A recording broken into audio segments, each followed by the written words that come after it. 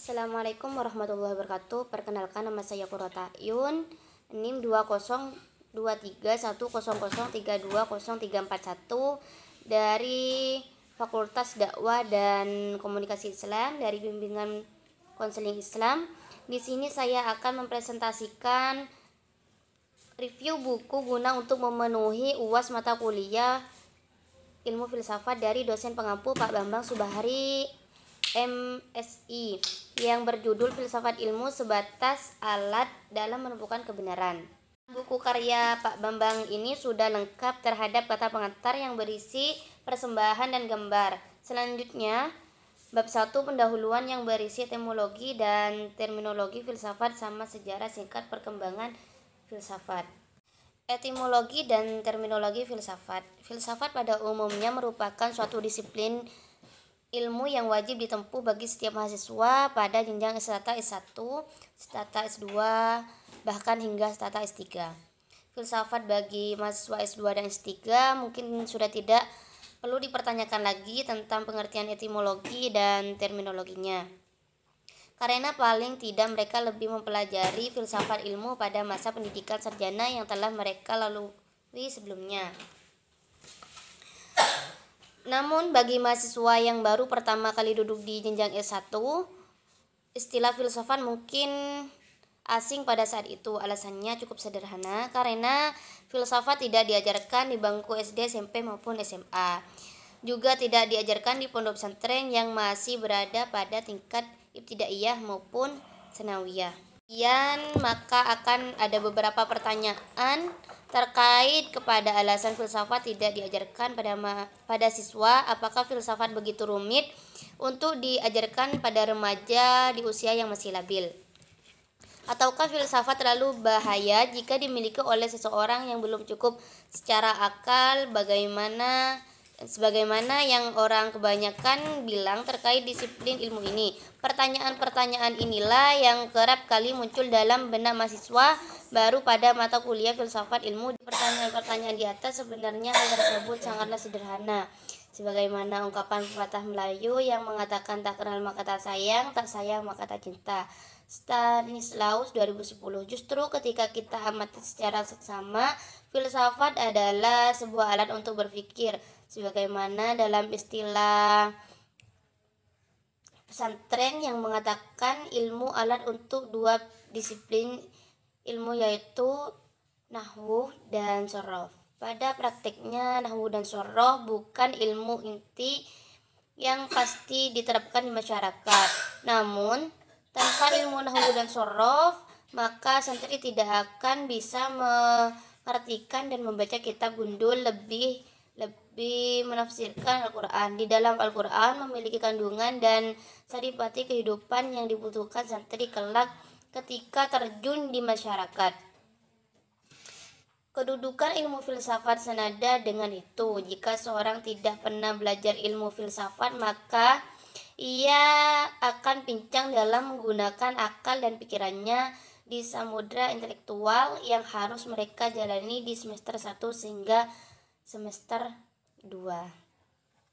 Sederhananya, jika petani membutuhkan celurit sebagai alat mencari rumput dan cangkul untuk membajak sawah, mesti diingat bahwa celurit dan cangkul bukanlah tujuan dari petani untuk dijadikan makanan pada anak istrinya, melainkan celurit dan cangkul sebatas alat petani sebagai alat pertanian belaka, sehingga mereka dapat menjalani kehidupan sebagai peternak, bahwa hewan peliharaannya dan petani adalah mengolah perkebunannya guna memberi nafkah pada anak istrinya berupa nasi dan lauk pauk sebagai penyambung hidup mereka. Begitulah posisi ilmu filsafat bagi kehidupan intelektual kampus dan esensi mahasiswa sungguhnya.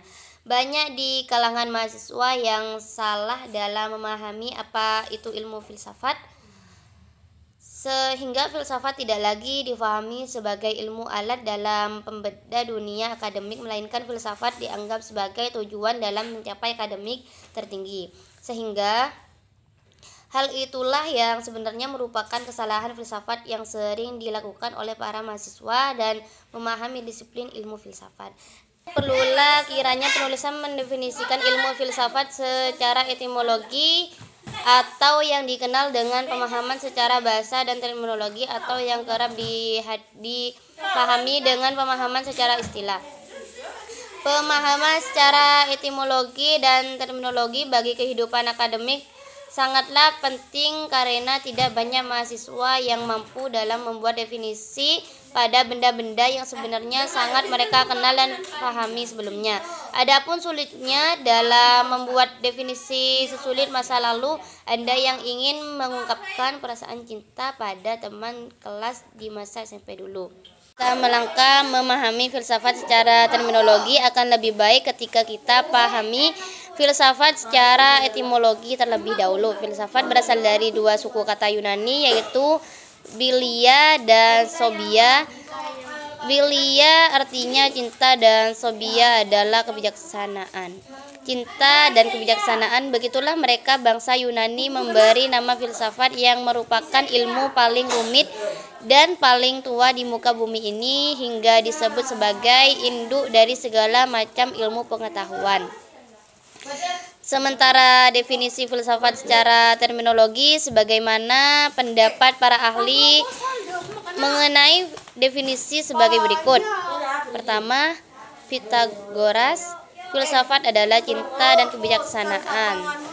Yang kedua, Socrates, filsafat adalah suatu peninjauan diri yang bersifat reflektif atau perenungan terhadap asas-asas kehidupan yang adil dan bahagia.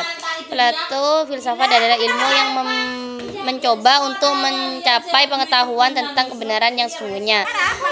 Aristoteles, filsafat adalah ilmu pengetahuan yang meliputi kebenaran yang ada di dalamnya ilmu metafisika, retorika, logika, etika, ekonomi, politik, dan estetika. Al-Kindi, filsafat adalah pengetahuan tentang hakikat segala sesuatu dalam batas-batas kemampuan manusia, karena tujuan para filosof adalah berteori guna mencari kebenaran, maka dalam praktiknya pun harus menyesuaikan dengan kebenaran itu pula. Yang keenam, Al-Farabi, filsafat adalah ilmu yang menyelidiki hakikat yang sebenarnya dari segala yang ada. Al-Manjud Susanto 2010. Untuk memberikan penyederhanaan pemahaman akan definisi filsafat secara terminologi, penulisan akan mengulas dengan sebuah pengalaman saat penulis memberikan kuliah filsafat ilmu di hari pertama perkuliahan. Pada saat itu ada seorang mahasiswa dan kritis bertanya, "Kenapa filsafat berasal dari kata cinta? Bukankah kata itu terlalu sederhana bagi kami yang sudah menginjak dewasa?" Penyederhanaan pemahaman akan definisi filsafat secara terminologi, penulisan akan mengulas sebuah pengalaman saat penulisan memberikan kuliah filsafat ilmu di hari pertama perkuliahan. Pada saat itu ada seorang mahasiswa dan kritis bertanya, kepada filsafat berasal dari kata cinta. Bukankah kata itu terlalu sederhana bagi kami yang sudah menginjak dewasa dan sudah pernah melalui masa-masa di mana cinta itu tumbuh subur pada awal masa SMA dulu? Pertanyaan kedua, kenapa cinta bersandingan dengan istilah kata kebijakan? Kenapa tidak disandingkan dengan istilah kasih sayang yang lebih romantis dan lebih tepat jika disandingkan dengan kata cinta daripada dengan kata bijaksana? Yang pertama, tidak semua orang dapat memahami kebenaran cinta pada umumnya. Mereka mentafsirkan ketertarikan pada lawan jenis adalah cinta. Keinginan untuk memiliki adalah cinta, padahal keduanya itu bukan cinta. Cinta itu bukan meminta. Seorang yang cemburu pada dasarnya karena ia takut kehilangan dan sifatnya permintaan kesetiaan pada sang dicinta. Dan itu bukanlah cinta, karena cinta yang sesungguhnya sama halnya dengan seorang ibu yang rela memikul beban kehamilan selama 9 bulan, menyusui selama 2 tahun, dan merawat paling tidak 20 tahun. Namun ia selalu rela melepas anak semata wayangnya bersama orang yang baru ia kenal dengan ikatan pernikahan. Sang ibu pasti memberi restu dan merelakan karena alasan kebahagiaan anaknya di atas cintanya. Sehingga wujud kebijaksanaan di mana cinta sesungguhnya bukan terletak pada siapa yang memenangkan atas diri yang dicintai, melainkan siapa yang dapat memberi kebahagiaan pada yang dicinta. Kedua, masih dengan cerita pada masa Yunani klasik, Aristoteles bertanya pada gurunya yang bernama Plato akan apa arti dan makna di balik cinta, sehingga cinta menjadi sebuah perbincangan panjang yang tidak hanya berkutat pada kasih sayang dan perasaan muda-mudi yang sedang dilanda gandrung dan kasmaran. Ketika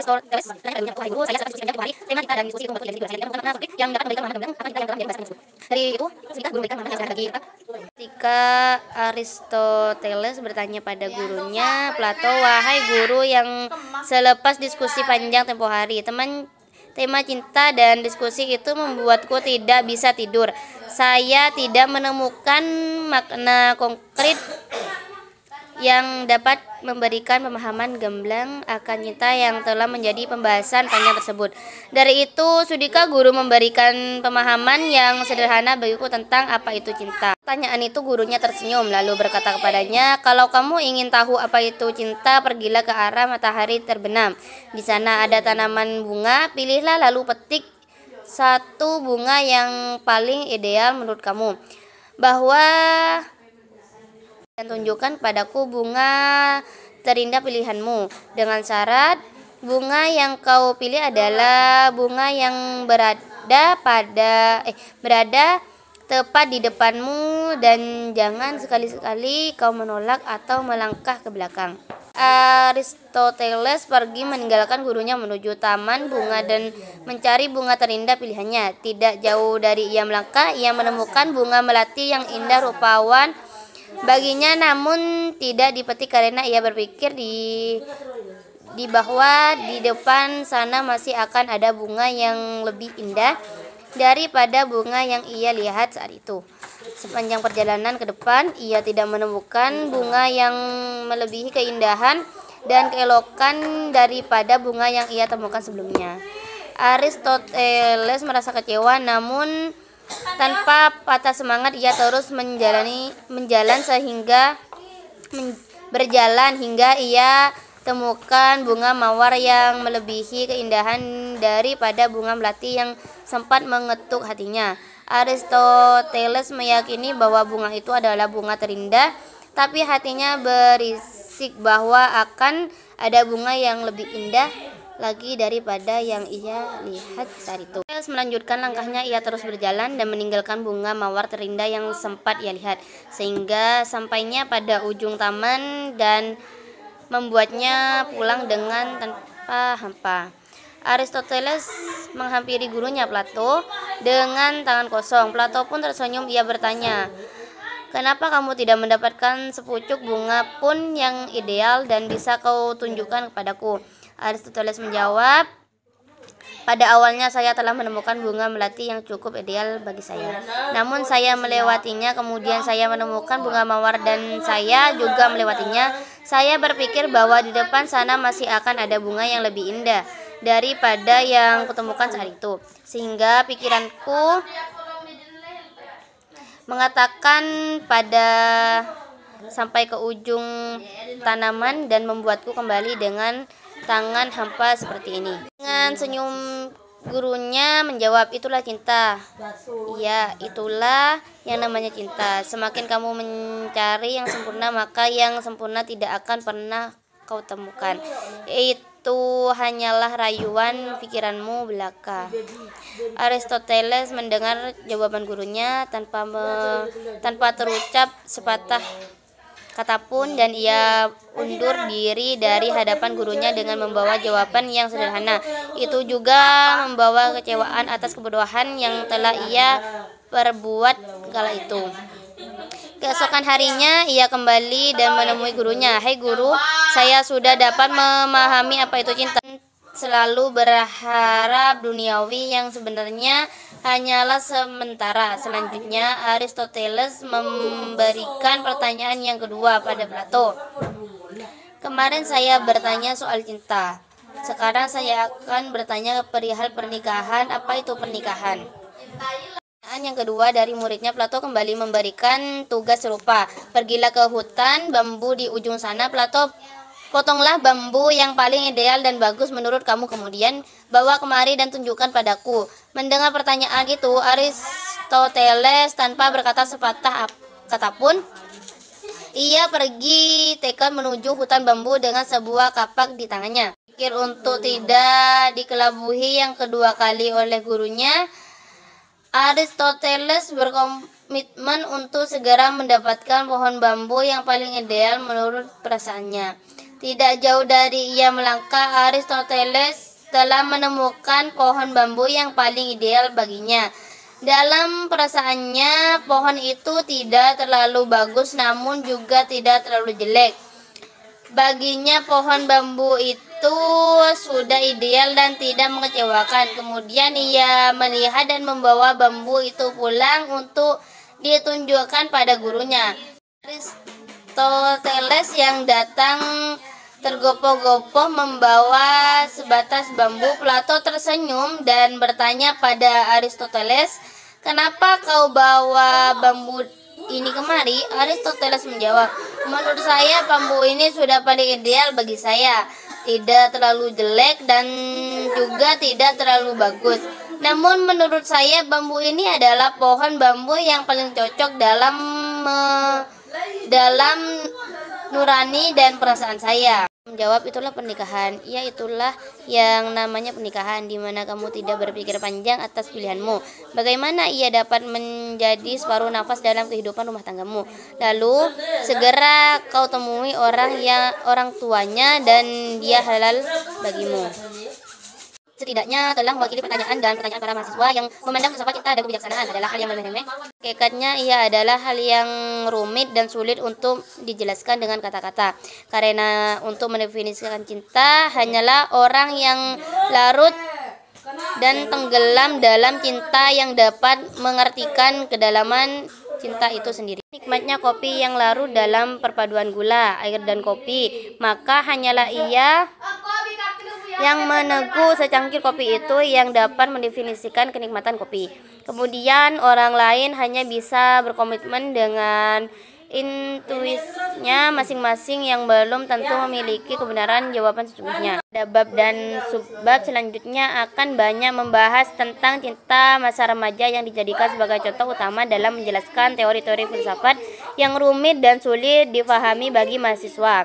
Setidaknya ada dua alasan yang melatar belakangi cinta masa remaja mendominasi contoh dalam buku ini. Pertama, dijadikan cinta masa remaja sebagai contoh dalam menjelaskan teori filsafat.